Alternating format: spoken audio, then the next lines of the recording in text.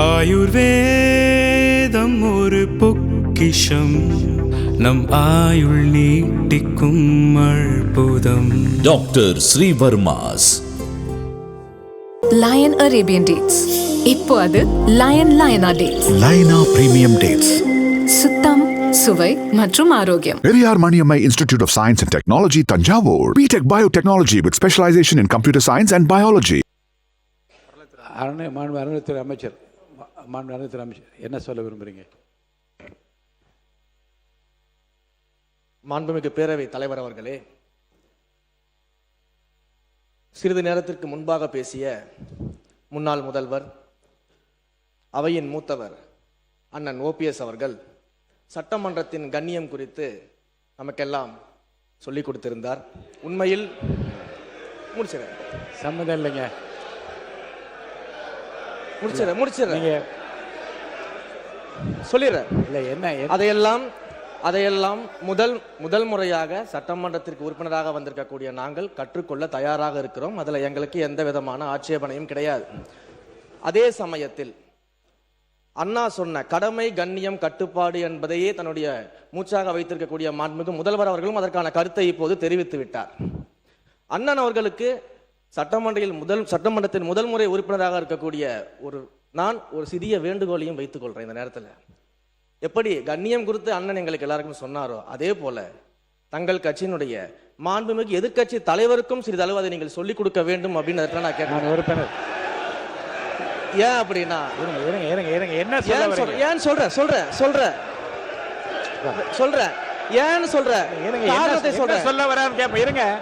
காரணத்தை சொல்றேன். 8 கோடி மக்களின் பிரதிநிதியாக இருக்கக்கூடிய மாண்புமிகு முதலமைச்சர் அவர்கள் அவைக்குள்ளே வரும் பொழுது அமர்ந்திருக்கக்கூடிய எதிர்கட்சி தலைவருக்கு அந்த கண்ணியத்தை சொல்லிக் கொடுத்து 8 கோடி மக்களின் முதலமைச்சருக்கு அந்த மரியாதையை தர வேண்டும் என்ற கண்ணியத்தை சொல்லித்தர வேண்டும் என்பதை பேரவைத் தலைவர் வாயிலாக தெரிவித்துக் கொள்கிறேன்.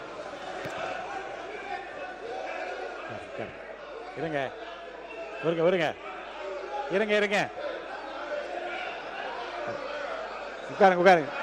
நீங்க இருங்க, வாங்க. யாராவது ஒருத்தர் பேசுங்க. நீங்க பேசுங்களா? அவர் யாராவது ஒருத்தர் உட்காருங்க. யாராவது ஒருத்தர் இல்ல எல்லாரும் நீங்க இவருங்க எல்லாரும் நீங்க பேசுறதா இருந்தா வெளியில போய் பேசலாம். இங்க இருக்கவங்க யாராவது ஒருத்தர் பேசுங்க. நடைமுறையில் வந்துள்ளது. ஒருத்தர் பேசுங்க. ஒருத்தர் உட்காருங்க. இருங்க, அவர் சொன்ன இருங்க. நீங்கள் அனைவரும் இருங்க. அவர் பேசுவதற்கு முன்பாகவே இருங்க பேசுறது. அவர் பேசுவதற்கு முன்பாக எல்லோரும் எழுதி நின்று நீங்கள் எதை பற்றி பேசப் போகின்றார் என்ன என்று தெரியாமல் குரல் கொடுத்து கொண்டே இருந்தீர்கள். அவர் என்ன பேசினார் என்பதை உள்வாங்கி இருந்தால் அது குறித்து நீங்கள் தாராளமாக பதில் சொல்லலாம். அவர் சொன்னது நீங்கள் புரிஞ்சுக்கிட்டீங்கல்ல? அவையின் கண்ணியத்தை பற்றி அவர் சொல்லி நாங்கள் ஏற்றுக்கொள்கிறோம். அதன்படி நடக்கவும் தயாராக இருக்கிறோம். இருங்க சார், இருங்க. அவர் சொன்ன கருத்தை புரிஞ்சுக்கோங்க. மாண்புமிகு முதலமைச்சர் வருகிற போது எல்லோரும் எழுந்து நின்று வணக்கம் தெரிவிக்கிறோம். எதிர்கட்சி தலைவர் உட்கார்ந்தே இருக்கிறாரே என்று அந்த கணிதத்தை அவர் சொல்றாரு. தப்பா ரைட்டா? அது சொல்லுங்க, அதுக்கு பதில் சொல்லுங்கன்றேன். சொல்லுங்க, இருங்க, அதுக்கு பதில் நீங்க பதில் சொல்லுங்க. உங்களுக்கு பதில் சொல்ல அனுமதி அளிக்கிறேன். மாண்பு உறுப்பினர் நேரு அவர்கள். நீங்க சொல்லுங்க. அதுதான் அவர் கேட்டார். உட்காருங்க. அதுதாங்க அவர் கேட்கிறார். உட்காருங்க. மாண்பு உறுப்பினர் நேரு அவர்கள். மாண்புமிகு பேரவைத் தலைவர் அவர்களே, மாண்புமிகு பேரவைத் தலைவர் அவர்களே, மாண்புமிகு முதலமைச்சர் அவர்கள் மிக சிறப்பாக அதை கையாண்டார். நாங்கள் அதில் மகிழ்ச்சி. ஆனால் எங்கள் திருச்சி மாவட்டத்தில் வெற்றி பெற்ற அமைச்சர் அவர்கள் அதை எதிர்கட்சி தலைவரை பற்றி சொல்வார். நாங்கள் கூட 5 ஆண்டு காலம் முதலமைச்சராக தளபதி அவர்கள் இருந்தார்கள். அப்படி தளபதி நம்முடைய முன்னாள் முதலமைச்சர் அவர்கள் இருக்கிற போது, அவர் வருகிற போது எதிர்கட்சியில் இருக்கிற தலைவர் எழுந்ததில்லை. இல்லை, கொஞ்சம் எழுந்ததில்லை. எனவே அது ஒரு குற்றக்குறையாக அல்ல, அவரவருடைய எண்ணம், அவருடைய நடைமுறை. அதானே தவிர அதை சொன்னபோது அது சொன்னது வரைக்கும் நாங்கள் அதில் ஒன்றும் இல்லை. ஆனால் எதிர்கட்சி தலைவர் கற்றுக் கொடுக்க வேண்டும் என்றெல்லாம் அவர் சொல்ல வேண்டிய அவசியம் இல்லை. அதான் விஷயம். அவை முன்னவர் மாண்பு பேரவைத் தலைவர் அவர்களை, ஏறத்தாழ மணி 12 ஆக போகிறது. மாண்பு உறுப்பினர் அத்தனை பேரும் அந்த துறையினுடைய சார்பாக பேச வேண்டியதை விட்டுவிட்டு அரசியல் பேசிக் கொண்டிருப்பதை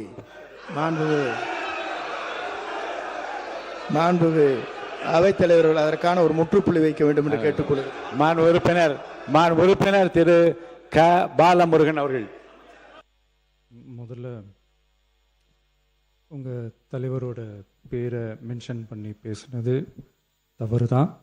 அவர் சார்பாக நான் சாரி கேட்டேன்.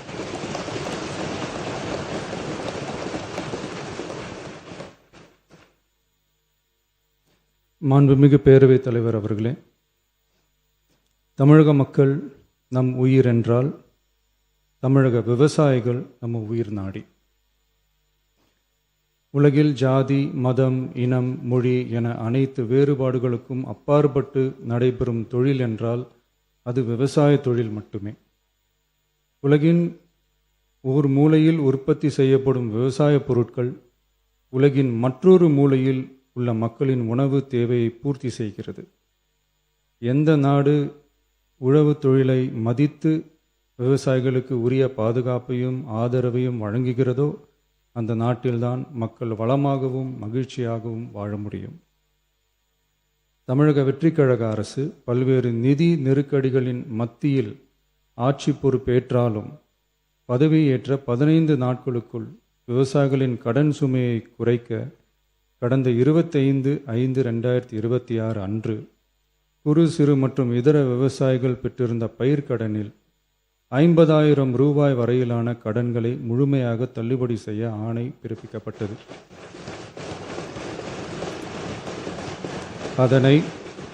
அதனைத் தொடர்ந்து மாநிலம் முழுவதும் பல்வேறு விவசாய அமைப்புகளிடமிருந்து பெறப்பட்ட பயிர்க்கடன் தள்ளுபடி தொடர்பான கோரிக்கைகளை கனிவுடன் பரிசீலித்து நிதி நெருக்கடியான சூழ்நிலையிலும் விவசாயிகளின் நலனை பாதுகாக்க வேண்டியதன் அவசியத்தை மட்டும் கருத்தில் கொண்டு குறு சிறு மற்றும் இதர பெரு விவசாயிகளுக்கு 50,000 ரூபாய் வரை முழு தள்ளுபடி செய்ய அறிவிக்கப்பட்டதை உயர்த்தி ரூபாய் 75,000 வரை கடன் பெற்றவர்களுக்கு முழு தொகையையும்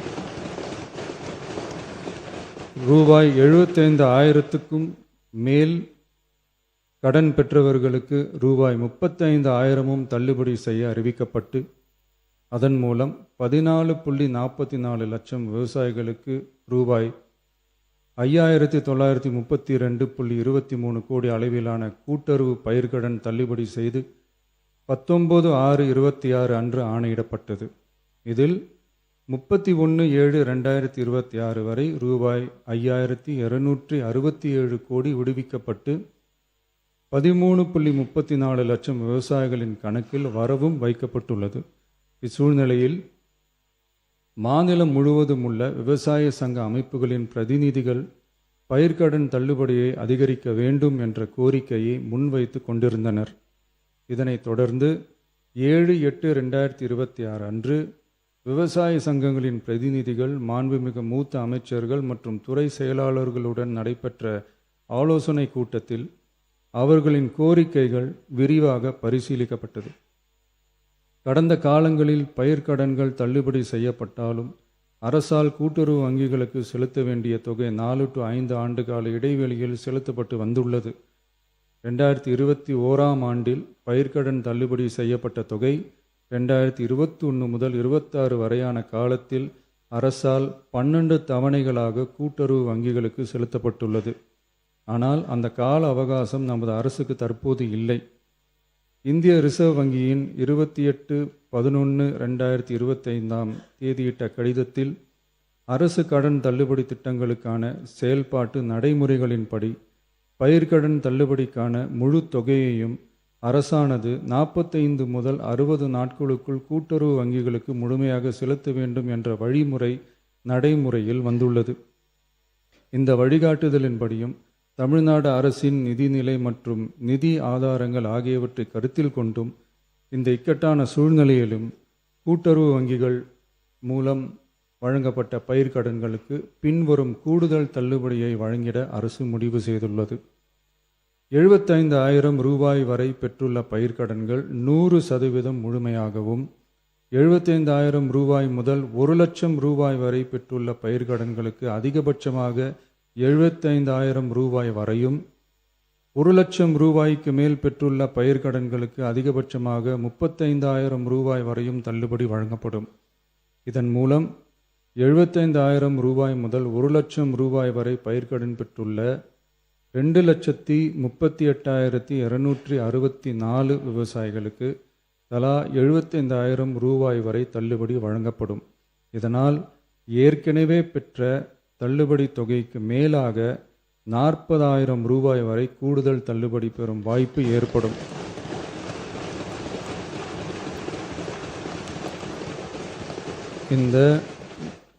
இந்த கூடுதல் பயிர்க்கடன் தள்ளுபடியால் அரசுக்கு சுமார் ரூபாய் 953.06 கோடி கூடுதல் நிதிச்சுமை ஏற்படும்.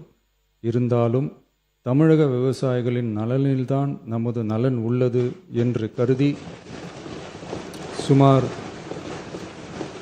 13.34 லட்சம் விவசாயிகளுக்கு மொத்தமாக 6,220 கோடி ரூபாய் பயிர்க்கடன் தள்ளுபடியை இந்த அரசு வழங்குகிறது. நன்றி.